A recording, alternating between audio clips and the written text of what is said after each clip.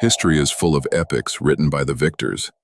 However, what happened in an isolated castle at the peak of the Austrian Alps during the final days of World War II was stranger than any history book could have predicted, because this battle shattered all the rules we knew.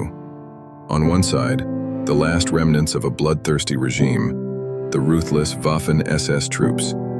Facing them, fighting side by side, were two mortal enemies, American soldiers and German Wehrmacht infantry. On May 5, 1945, days after Hitler's suicide, while the world was waiting for peace, all hell was breaking loose at Castle Itter. Welcome to the most impossible defense of World War II, the strangest brotherhood in arms history has ever seen. So, what was so important about this castle? Castle Itter was no ordinary prisoner of war camp. It was the Nazis' VIP prison. Inside, the most elite figures of France were held.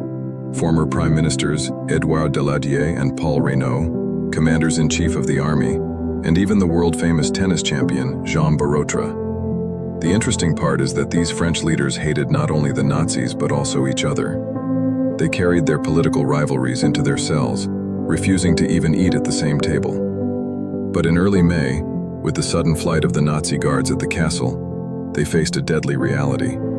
They were not free, they were simply left defenseless. And coming down from the mountains was an SS unit sworn to leave no witnesses behind. Right at this moment of despair, an unexpected hero entered the story, German Major Joseph Gangl.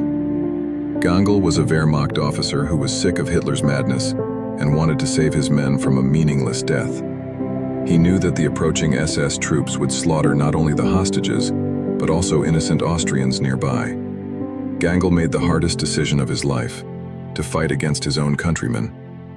Raising a white flag, Gangl reached American Captain Jack Lee, who was on patrol. Lee was a tough American tanker, never without a cigar in his mouth. When he heard the situation, he didn't hesitate for a second. Without waiting for the entire American army, he set out for the castle, taking only a single Sherman tank he named Besotten Jenny, a few of his men, and the soldiers of his former enemy, Gangl. As night fell, a dead silence hung over the castle. The tank was positioned as a shield at the narrow main gate. The defenders numbered fewer than 50. Facing them were over 100 fanatic SS soldiers, armed with heavy machine guns and anti-tank weapons. At 4 a.m. on the morning of May 5th, the gates of hell opened. The SS troops unleashed a barrage of fire on the castle.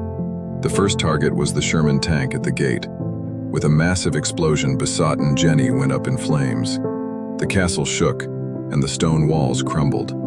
Ammunition was running low. Captain Lee ordered the French hostages to hide in a safe place.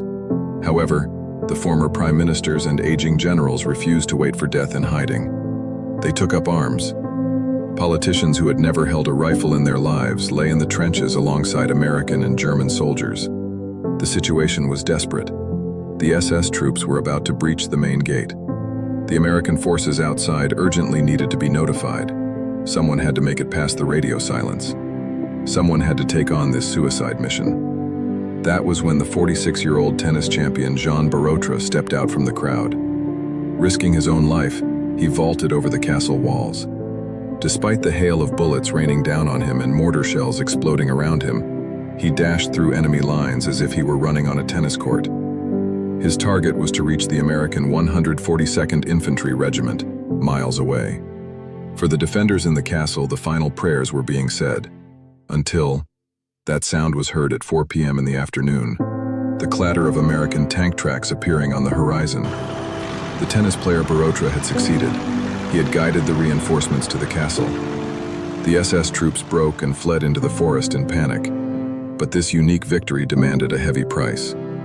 In the heat of the battle, throwing himself in front of former French Prime Minister Reynaud to protect him from sniper fire, German Major Joseph Gangl was shot in the head and died on the spot.